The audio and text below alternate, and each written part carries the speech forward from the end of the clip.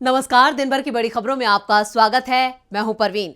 आज इस बुलेटिन में बात होगी 2024 लोकसभा चुनाव को लेकर कांग्रेस की बड़ी तैयारी की, विपक्ष की तैयारी से डरी बीजेपी की बैठक की, मोदी शाह के लिए चुनौती बने शिवराज सिंह चौहान की, कर्नाटक में हिजाब को लेकर कांग्रेस के बड़े एक्शन की, साथ ही जानेंगे गुजरात में शराब की छूट देने पर क्यों मचा है बवाल, और बुलेटिन के आखिर में देखेंगे जाने माने कार्टूनिस्ट इरफान की किस खबर पर पड़ी तिरछी नजर। इसके अलावा और भी कई बड़ी खबरों से आपको करवाएंगे रूबरू, लेकिन तमाम बड़ी खबरों से पहले एक नजर सुर्खियों पर। कांग्रेस ने सोशल मीडिया एक्स पर पीएम मोदी पर बोला हमला। एक्स पर पोस्ट साझा कर लिखा, पीएम मोदी का कारनामा, मोदी सरकार में देश पर कर्ज 205 लाख करोड़ पहुंचा। कांग्रेस सांसद कीर्ति चिदम्बरम ने ईडी के समन पर तंज कसा, कहा ईडी का बुलाना कोई नई बात नहीं, शायद क्रिसमस की शुभकामनाएं देने के लिए बुलाया। लैंड फॉर जॉब मामले में तेजस्वी यादव को ईडी ने जारी किया समन, 5 जनवरी को पूछताछ के लिए बुलाया। विदेश यात्रा की अनुमति वाली याचिका पर कोर्ट में सुनवाई जल्द। 146 सांसदों के निलंबन पर उद्धव गुट सांसद प्रियंका चतुर्वेदी का मोदी सरकार पर वार, कहा इतिहास में जब जब किसी ने अपने आप को प्रजातंत्र से ऊपर माना है तो जनता ने उसे सबक सिखाया है। ये तो थी सुर्खियां, और अब बात आज की सबसे बड़ी खबर की। 3 राज्यों में मिली हार से सबक लेते हुए कांग्रेस ने 2024 लोकसभा चुनाव को लेकर अपनी तैयारियों को पहले से ज्यादा पुख्ता और तेज कर दिया है। इसी कड़ी में कांग्रेस ने लोकसभा चुनाव के लिए मैनिफेस्टो कमेटी बनाई है। इस कमेटी में मुख्य भूमिका में चिदम्बरम के साथ साथ प्रियंका गांधी भी रहने वाली हैं। और कौन कौन शामिल है इस कमेटी में और क्या है कमेटी का मकसद, देखते हैं ये रिपोर्ट। 2024 लोकसभा चुनाव की तैयारियों को कांग्रेस ने धार देना शुरू कर दिया है। कांग्रेस ने घोषणा पत्र कमेटी का गठन कर दिया है। इस कमेटी का अध्यक्ष पूर्व वित्त मंत्री पी चिदम्बरम को बनाया गया है। साथ ही पार्टी ने छत्तीसगढ़ के पूर्व डिप्टी सीएम टीएस सिंहदेव को कमेटी का कन्वीनर बनाया है। ये समिति तत्काल प्रभाव से काम करना शुरू करेगी। समिति में कर्नाटक के मुख्यमंत्री सिद्धारमैया और कांग्रेस महासचिव प्रियंका गांधी को भी जगह दी गई है। इसके अलावा पार्टी के वरिष्ठ नेता आनंद शर्मा, जयराम रमेश, शशि थरूर, प्रवीण चक्रवर्ती, इमरान प्रतापगढ़ी, के राजू, ओंकार सिंह मकराम, रंजिता रंजन, जिग्नेश मेवानी और कुलदीप सप्पल को भी समिति में जगह मिली है। मणिपुर के पूर्व उप मुख्यमंत्री गैखम गम और लोकसभा में पार्टी के उपनेता गौरव गोगोई को भी समिति में शामिल किया गया है। इससे कुछ दिन पहले कांग्रेस ने नेशनल अलायंस कमेटी का गठन किया था। इस कमेटी में राजस्थान के पूर्व सीएम अशोक गहलोत और छत्तीसगढ़ के पूर्व सीएम भूपेश बघेल को बड़ी जिम्मेदारी सौंपी गई थी। वहीं मंगलवार यानी 19 दिसंबर को इंडिया गठबंधन की बैठक से पहले कांग्रेस ने नेशनल अलायंस कमेटी बनाने का फैसला लिया था। इस कमेटी में 5 लोगों को अहम जिम्मेदारी सौंपी गई थी। इस 5 सदस्यीय कमेटी में राजस्थान के पूर्व मुख्यमंत्री अशोक गहलोत, छत्तीसगढ़ के पूर्व मुख्यमंत्री भूपेश बघेल, मुकुल वासनिक, सलमान खुर्शीद और मोहन प्रकाश को कन्वेनर की जिम्मेदारी दी गई थी। ये सभी नेता 2024 लोकसभा चुनाव के लिए विपक्षी दलों के साथ मिलकर सीट शेयरिंग के साथ साथ अन्य मामलों पर चर्चा करेंगे और सहमति बनाएंगे। वहीं कांग्रेस अध्यक्ष मल्लिकार्जुन खड़गे और राहुल गांधी लगातार बैठकें कर रहे हैं। इन बैठकों में कांग्रेस नेताओं की जिम्मेदारी तय की जा रही है कि आने वाले चुनाव में उनकी क्या भूमिका होगी।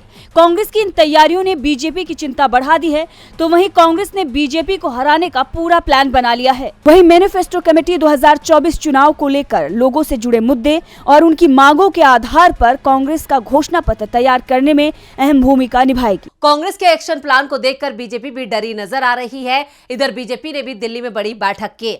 19 दिसंबर को विपक्षी दलों के गठबंधन इंडिया की बैठक के बाद बीजेपी में हलचल तेज हो गई है। शुक्रवार को बीजेपी की अहम बैठक बुलाई गई। 2 दिनों तक चलने वाली इस बैठक में पीएम मोदी से लेकर अमित शाह ने भी शिरकत की। तो क्या इंडिया गठबंधन की तैयारियों से डर गए हैं मोदी? देखते हैं ये रिपोर्ट। लोकसभा चुनाव 2024 की तैयारियां शुरू हो चुकी हैं।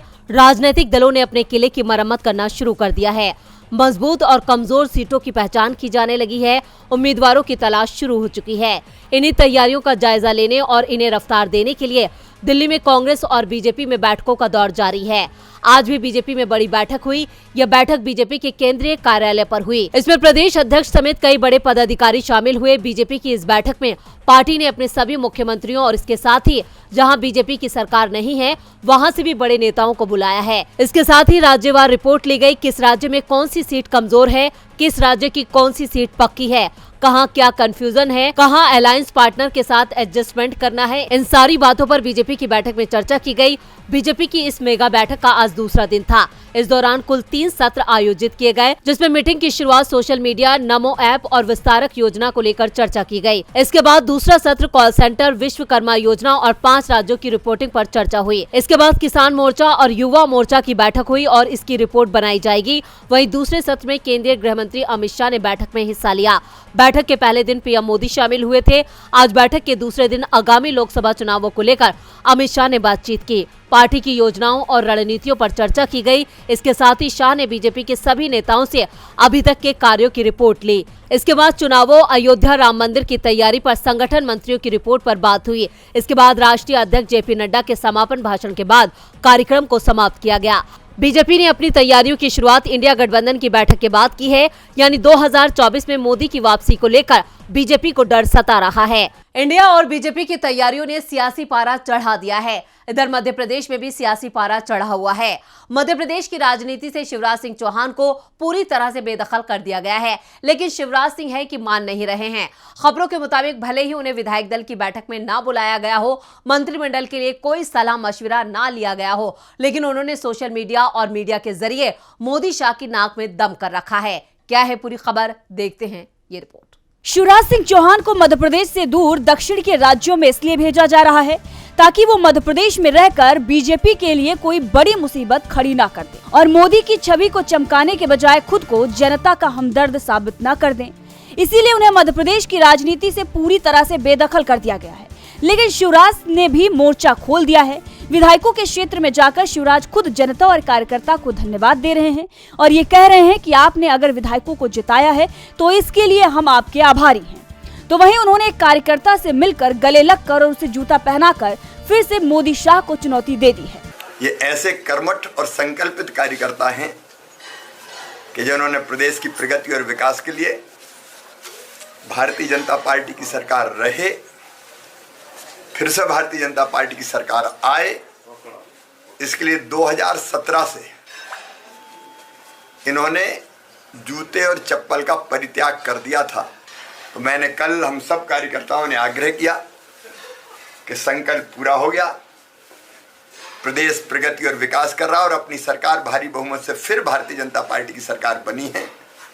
तो आप कृपया करके जूते और चप्पल पहनना प्रारंभ कीजिए।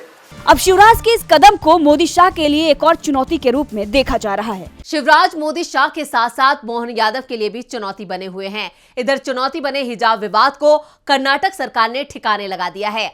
2022 में कर्नाटक की सत्ता पर काबिज बीजेपी सरकार ने अपने कार्यकाल के दौरान हिजाब को बैन कर दिया था।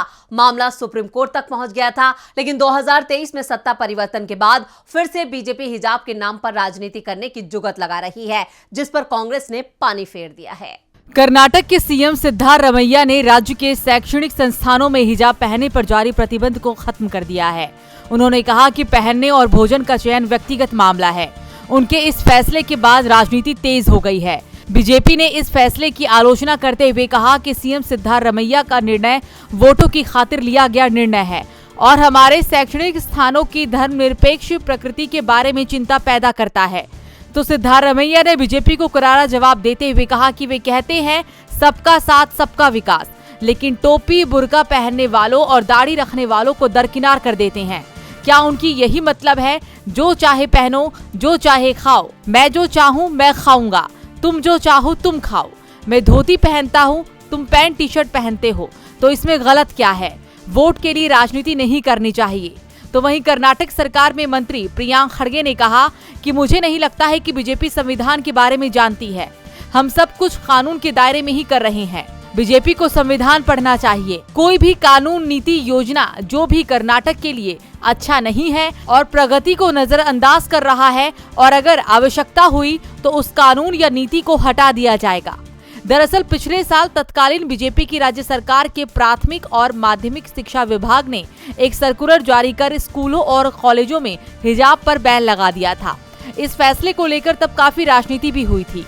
मामला कोर्ट की चौखट तक पहुंच गया था, लेकिन तब कोर्ट ने सरकार के बैन के आदेश का समर्थन करते हुए कहा कि शिक्षण संस्थानों के छात्र छात्राओं को पहले से निर्धारित यूनिफॉर्म ही पहनना होगा। कर्नाटक में हिजाब मुद्दे पर अब बीजेपी मुश्किल में है। इधर गुजरात सरकार भी मुश्किल में दिखाई दे रही है।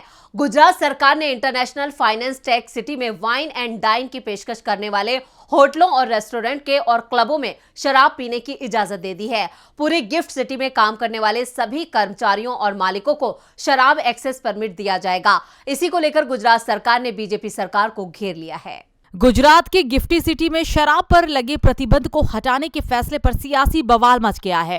कांग्रेस ने गुजरात सरकार पर निशाना साधते हुए कहा कि शराबबंदी की वजह से गुजरात फल फूल रहा था और आज बीजेपी ने इसे बर्बाद करने का निर्णय लिया है। समझ नहीं आ रहा है कि कौन सी बड़ी आमदनी इनको दिख गई है या उन्हें इतना पैसा किसने दे दिया है कि उन्होंने प्रतिबंध हटाने का फैसला कर लिया। गौरतलब है कि गुजरात सरकार ने शुक्रवार को गिफ्टी सिटी में शराब पर लगे प्रतिबंध को हटाने का फैसला कर लिया। बता दें कि महात्मा गांधी के गृह राज्य होने के कारण गुजरात के गठन के बाद यहां शराब के उत्पादन, भंडारण, बिक्री और खपत पर प्रतिबंध है। गिफ्टी सिटी के अलावा राज्य के किसी अन्य क्षेत्र को कभी भी इस तरह की छूट नहीं दी गई है। इस पर गुजरात में कांग्रेस अध्यक्ष शक्ति सिंह गोहिल ने बीजेपी सरकार को आड़े हाथों लिया। उन्होंने कहा कि मैं बहुत परेशान हूं कि महात्मा गांधी की जन्मस्थली होने के नाते गुजरात हमेशा नशा और शराब से दूर रहा है। आज गुजरात सरकार ने गांधीनगर के गिफ्टी सिटी में शराबबंदी हटाने का फैसला किया है। लोग यहां शराब पिएंगे। इस तरह के फैसले से मेरे गुजरात को बड़ा नुकसान होने जा रहा है। मुझे समझ नहीं आ रहा है कि ऐसी कौन सी बड़ी आमदनी इनको दिख गई है या उन्हें इतना पैसा किसने दे दिया है कि उन्होंने प्रतिबंध हटाने का फैसला कर लिया। उन्होंने कहा कि पूरे गुजरात में भाजपा के हफ्ते चलते हैं, पैसा खाते हैं। प्रतिबंध होने के बावजूद भी नशे की दूसरी चीजें मौजूद हैं। इस पर सख्ती करनी चाहिए। शराबबंदी नीति को सख्त करने के बजाय वे पिछले दरवाजे से शराबबंदी को हटाने की कोशिश कर रहे हैं। ये दुख की बात है। गोहिल ने कहा कि गुजरात में जो पहले की सरकारें थी वो सख्त रहती थी। शराबबंदी के कारण गुजरात फल फूल रहा था। आज भाजपा सरकार ने इसे बर्बाद करने का फैसला लिया है। मांग करता हूं कि इस फैसले को वापस लिया जाना चाहिए। गुजरात में बीजेपी सरकार के खिलाफ कांग्रेस का विरोध जारी है। इधर राजस्थान में गुजरात मॉडल का भी विरोध हो रहा है। राजस्थान की सत्ता पर अब बीजेपी का कब्जा है। भजन लाल शर्मा अब राज्य के सीएम हैं। लेकिन इस बीच मुख्य विपक्षी पार्टी कांग्रेस के प्रदेश अध्यक्ष गोविंद सिंह डोटासरा ने बीजेपी को लेकर बड़ा बयान दिया है। अब उनका यह बयान तेजी से सोशल मीडिया पर वायरल हो रहा है। वहीं बीजेपी ने गोविंद डोटासरा के इस बयान की आलोचना की है। तो क्या कह गए गोविंद डोटासरा, देखते हैं इस रिपोर्ट में। राजस्थान की सियासत में बदलाव के साथ ही कांग्रेस और बीजेपी आमने सामने आ गई है। बीजेपी ने भजन लाल शर्मा को मुख्यमंत्री और दिया कुमारी के साथ प्रेमचंद बैरवा को मुख्यमंत्री बनाकर बड़ा बदलाव किया है। तो वहीं अब माना जा रहा है कि बदलते हालात में कांग्रेस नेतृत्व भी राजस्थान में बदलाव कर सकती है। इस बीच कांग्रेस के प्रदेश अध्यक्ष का एक बयान सियासी गलियारों में चर्चा का विषय बना हुआ है। कांग्रेस के प्रदेश अध्यक्ष ने गुजरात मॉडल को लेकर मोदी सरकार और बीजेपी को घेरा है।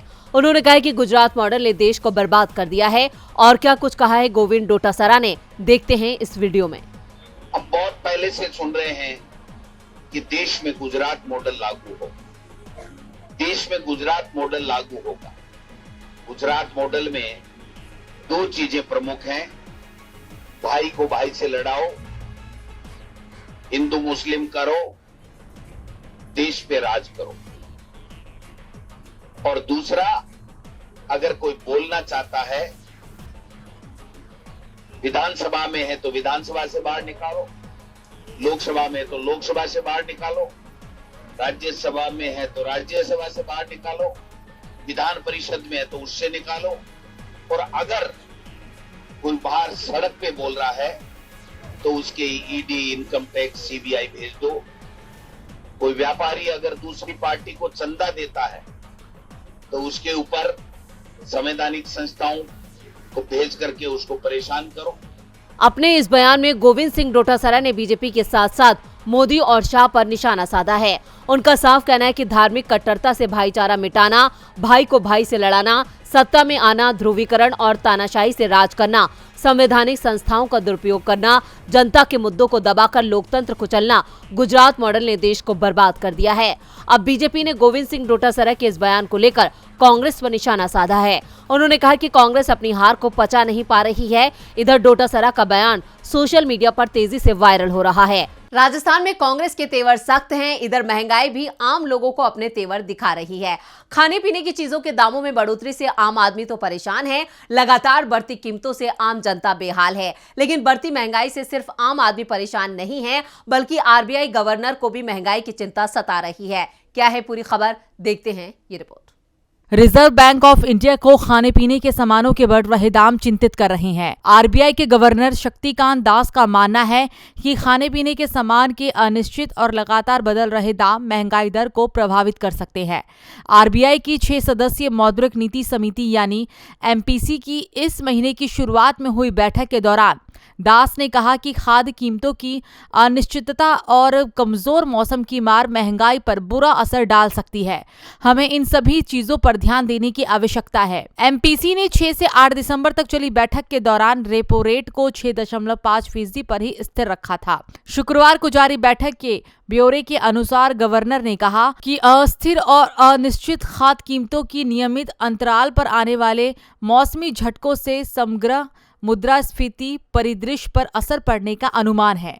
उन्होंने कहा कि सब्जियों के फिर से महंगा होने से खाद्य और हेडलाइन मुद्रास्फीति बढ़ने की आशंका है।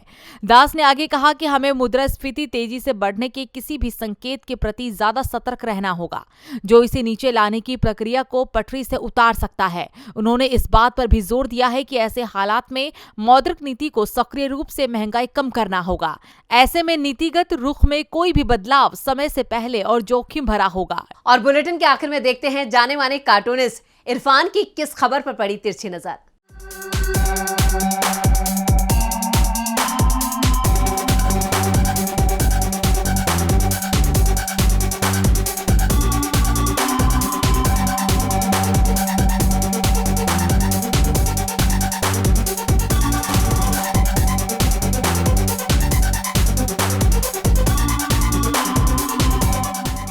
मध्य प्रदेश में इन दिनों अगर कोई खाली आदमी दिखता है तो वो है मामा शिवराज। वो कहीं किसी को जूता पहना रहे हैं तो कहीं लिपटकर लाडली बहनों को रो रहे हैं। कह रहे हैं कि मैं राज्य का भी हूँ और केंद्र का भी। कहीं ऐसा ना हो मामा कि इसके चक्कर में आप ना यहाँ के रहें और ना वहाँ के।